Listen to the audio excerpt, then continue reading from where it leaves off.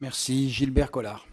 Oui, Monsieur le Président, Madame le garde des Sceaux, Madame le Ministre, je comprends tout à fait l'urgence de ce texte.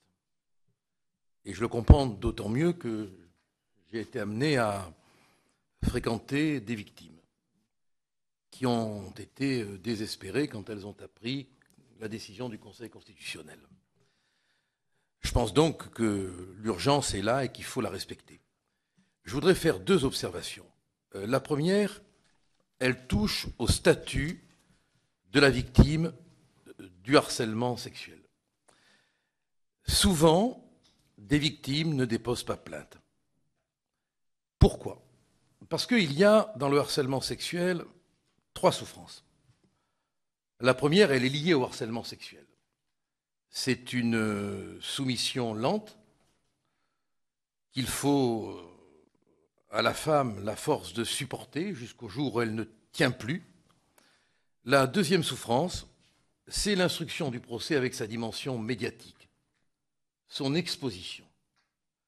La troisième souffrance, c'est le procès. Et après, il y a l'interminable souffrance qui est la cicatrisation. Je m'étonne, et je le dis sans aucune arrière-pensée, je le dis comme ça, je m'étonne qu'il n'y ait pas une disposition qui prévoit qu'on ne devra pas citer le nom des victimes dans la presse. Alors je sais qu'il y a le secret de l'instruction, mais enfin c'est une blague. Je sais qu'il y a les procès en diffamation, mais là aussi c'est une blague. Et je vous assure, les victimes, quand elles voient qu'elles ont déposé plainte, et surtout si le harceleur est connu, puissant, et qu'elles voient que la presse fait une contre-enquête pour raconter leur vie privée, leur existence secrète, en mettant leur nom, là, il y a vraiment quelque chose de terrible qui se produit.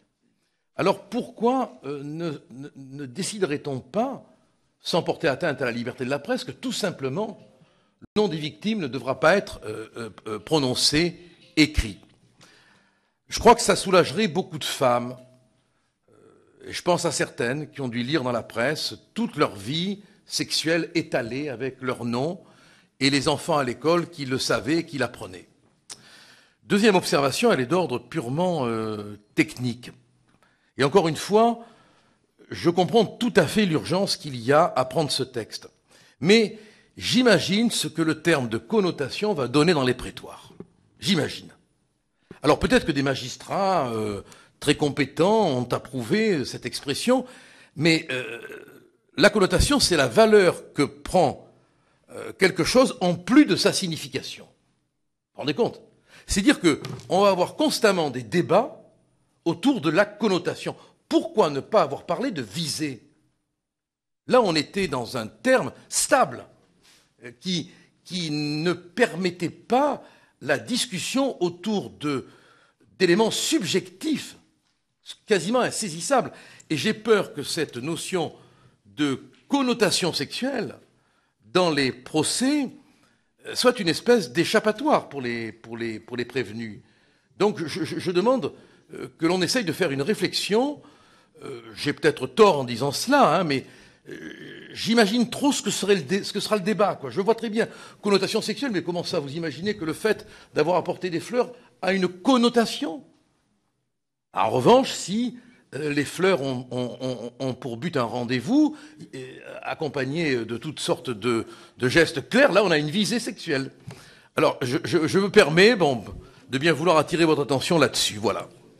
J'ajoute que la subjectivité du texte ne me dérange pas, parce qu'elle est commandée par la subjectivité de l'infraction. Donc on peut difficilement combattre une infraction qui a des éléments subjectifs sans un texte forcément subjectif. Merci, mon cher collègue. J'imagine que vous avez déposé des amendements qui suggèrent les... Non, moi je découvre l'Assemblée, Monsieur le Président. Je survis pour l'instant. Je survis dans ma solitude sonore. Je ne doute pas de votre capacité d'adaptation.